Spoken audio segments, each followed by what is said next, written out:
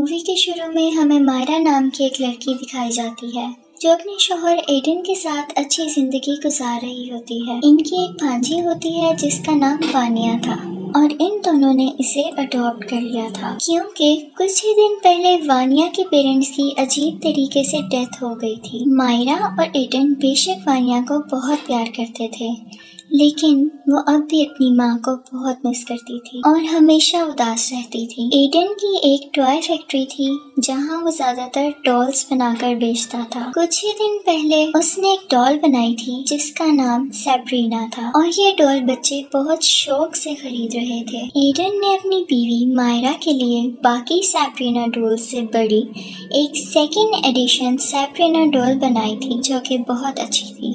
مائرا کو ایڈن کا دیا ہوا یہ تحفہ بہت اچھا لگا تھا۔ سین چینج ہوتا ہے اور ہم دیکھتے ہیں کہ وانیا اپنے اسکول میں ہے۔ وہاں اس کا ایک دوست چارلی گیم کھیل رہا ہوتا ہے۔ اس بچے کا نام ڈٹو تھا اور وہ چارلی کی مدد سے اپنی گرینڈ مدر کے سول کو ریئل ورلڈ میں بلا رہا تھا۔ وانیا کو یہ سب دیکھ کر بہت اچھا لگ رہا تھا۔ ڈٹو وانیا کو بتاتا ہے کہ اس گیم کو ختم کرنے کے لیے لوگوں کو پرے کرنی ہوتی ہے تاکہ اس گیم میں بلائی گئی سولز واپس جا سکیں۔ ڈٹو وانیا کو iOS ایپ کے بارے میں بھی بتاتا ہے جس کی مدد سے سولز کو ڈھونڈ کر دیکھا جا سکتا تھا۔ وانیا چارلی گیم کے بورڈ کو ڈٹو سے بورو کر لیتی ہے۔ دوسری طرف ہم وانیا کو دیکھتے ہیں جو چارلی گیم کی مدد سے اپنی موم کو اس دنیا میں بلا رہی تھی۔ وانیا کو فیل ہوتا ہے کہ اس کی موم کی سول ریئل ورلڈ میں آ چکی ہے اور وہ iOS ایپ اس سول کو ڈھونڈنے لگتی ہے۔ ظاہر ہے کہ یہ ایپ فیک تھی اور وانیا کو اپنی مدر کی بجائے اپنی آنٹ ماریا دکھ جاتی ہے۔ مائرا وانیا کو اس کے کمرے میں سلا دیتی ہے اور سونے سے پہلے اسے سیبرینا ڈول بھی دیتی ہے۔ جب وانیا سو رہی ہوتی ہے تو ہم سیبرینا ڈول کی آئیز کو موو کرتا ہوا دیکھتے ہیں which means چارلی گیم سے واقعی کوئی سول آئی تھی اور اب وہ سیبرینا ڈول کے اندر تھی۔ نیکسٹ ڈے ہم سیبرینا ڈول کو گھر میں اپنے آپ جگہ بدلتے ہوئے دیکھتے ہیں جسے دیکھ کر وہ ڈر جاتی ہے۔ رات کو جب وانیا دوبارہ اس iOS ایپ کو یوز کرتی ہے تو اسے کوئی سول نظر آتی ہے جو اصل میں ایک ڈمی تھی۔ پھر تبھی کوئی سول وانیا کو الماری میں کھینچ لیتی ہے۔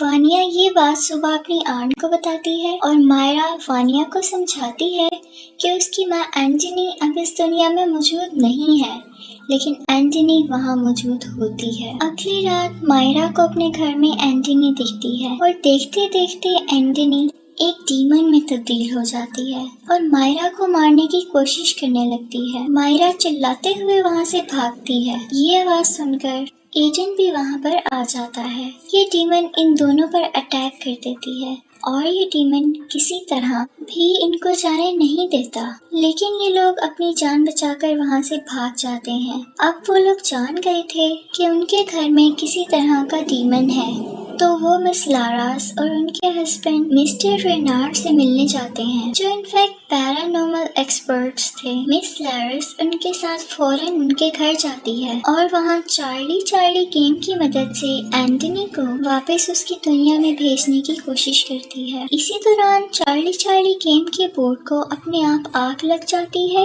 اور وہ جلنے لگتا ہے اور گھر کی لائٹ بھی آف ہو جاتی ہے۔ اندھیرے میں یہ ڈیمن وانیا کو اپنے قابو میں کر لیتا ہے اور وانیا مس لاراس پر حملہ کر دیتی ہے تاکہ وہ یہ سب نہ کرے۔ لاراس کسی طرح اس حملے سے بچتے ہوئے وانیا کی باڈی سے اس ڈیمن کو باہر نکال لیتی ہے لیکن یہ ڈیمن اب آزاد ہو کر ان سب پر حملہ کرتا ہے۔ یہاں ان سب کے درمیان بہت فائٹ ہوتی ہے اور مس لاراس اس ڈیمن کو اسی گھر کے اندر بند کر دیتی ہے۔ لاراس سے غلطی یہ ہو جاتی ہے کہ وہ سیبرینا ڈول کو بھی اپنے ساتھ باہر لے آتی ہے اور یہ ڈیمن اسی ڈول میں آ کر ان کے ساتھ باہر آ جاتا ہے۔ لاراس اس ڈیمن کو پہچان گئی تھی اور وہ بتاتی ہے کہ ڈیمن کا نام باگیا ہے اور یہ کوئی معمولی اسپرٹ نہیں ہے بلکہ یہ ڈیمن کی چائلڈ ہے اور بہت زیادہ پاورفل ہے۔ یہاں پر ہمیں وانیا کے پیرنٹس کی ڈیتھ کے بارے میں بھی پتہ چلتا ہے اور لارس بتاتی ہے کہ وانیا کی ماں اینٹنی کو باگیا نے ہی انڈر کنٹرول کر لیا تھا اور اسی نے وانیا کے فادر کو بھی مارا تھا۔ لارس اور رینارڈ دونوں نے مل کر کسی طرح باگیا کو اس کی دنیا میں بھیجا تھا، لیکن اسی دوران اینٹنی کی بھی ڈیتھ ہو گئی تھی۔ وانیا نے چارلی گیم کی مدد سے اینٹنی کو واپس بلایا تھا تو باگیا کا ڈیمن ہماری دنیا میں واپس آ گیا تھا۔ باگیا کو مارنے کا صرف ایک ہی طریقہ ہے کہ لاراس باگیا کو اس کے ٹرو فارم میں وراثت میں ملے خنجر سے مارے، جس خنجر کو باگیا کو مارنے کے لیے ہی بنایا گیا تھا۔ یہ خنجر فی الحال رینارڈ کے پاس تھا۔ رینارڈ کو یہ خنجر کئی سال پہلے ایک کیو میں ملا تھا، جہاں اس خنجر کو خود ڈیمن کے ذریعے چھپایا گیا تھا۔ اگلے دن باگیا کا ڈیمن دوبارہ ایکٹیو ہو جاتا ہے اور مائرا کو انڈر کنٹرول کر لیتا ہے۔ مائرا سب پر چاقو سے کئی وار کرتی ہے اور یہ سب مل کر مائرا کو کسی طرح اس کے گھر میں واپس لاتے ہیں۔ یہاں لاراس مائرا کو پکڑ کے ایکسورسزم کرتی ہے، جہاں ہمیں پتہ چلتا ہے کہ باگیا ڈیمن کو سب سے پہلے ہماری دنیا میں کسی انسان نے ہی بلایا تھا، اور یہاں مووی کا رخ بدلتا ہے۔ اصل میں کئی سال پہلے ایڈن کا ایک بھائی تھا جس کا نام آرکا تھا۔ ان دونوں کے فادر کی ٹوائے کمپنی تھی اور ان کے فادر کو ہمیشہ آرکا کے ڈیزائن کیے ہوئے ٹوائز پسند آتے تھے، جس کی وجہ سے ایڈن جیلس فیل کرتا تھا۔ جب ان کے فادر کی ڈیتھ ہوئی تو انہوں نے اپنی پراپرٹی کا 60% آرکا کے نام کر دیا اور ایڈن کے حصے صرف 40% پراپرٹی آئی۔ اس بات کو لے کے ایڈن بہت دکھی ہوا اور وہ ایک میجیشین کے پاس گیا، کیونکہ وہ اپنے بڑے بھائی کو کالے جادو کی مدد سے مروانا چاہتا تھا، کیونکہ اسے پوری پراپرٹی چاہیے تھی۔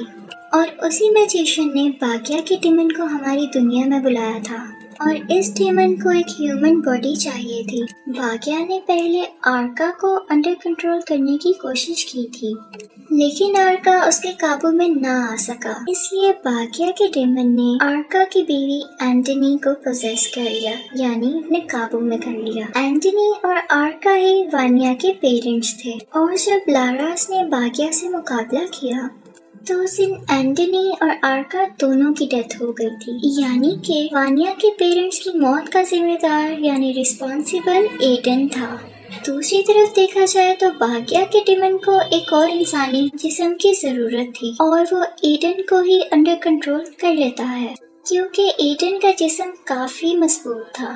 پوزیسڈ ایڈن ان سبھی پر حملہ کر دیتا ہے اور رینارڈ کسی طرح اس ڈیمن کو ایڈن کے جسم سے باہر نکالتا ہے۔ اب یہ ڈیمن اپنی اصلی شکل میں لاراس پر حملہ کر دیتا ہے اور اسی دوران لاراس وراثت میں ملے اس خنجر سے باگیا کے ڈیمن کو ہمیشہ کے لیے مار دیتی ہے۔ پھر مووی کا اینڈنگ سین دکھایا جاتا ہے، جہاں پر پولیس ایڈن کو اریسٹ کر لیتی ہے اور پھر ہم دیکھتے ہیں کہ وانیا اور مائرا ہنسی خوشی ایک دوسرے کے ساتھ زندگی گزارتی ہیں۔ کچھ ہی ٹائم بعد لاراس اور رینارڈ کو ایک پیرانارمل ڈال کے بارے میں ایک اور خبر ملتی ہے۔ اسے پتہ چلتا ہے کہ اس ڈال کے متعلق ایک اور کیس آیا ہے اور اس کے آگے کچھ نہیں دکھایا جاتا۔ یہاں پر مووی ختم ہو جاتی ہے۔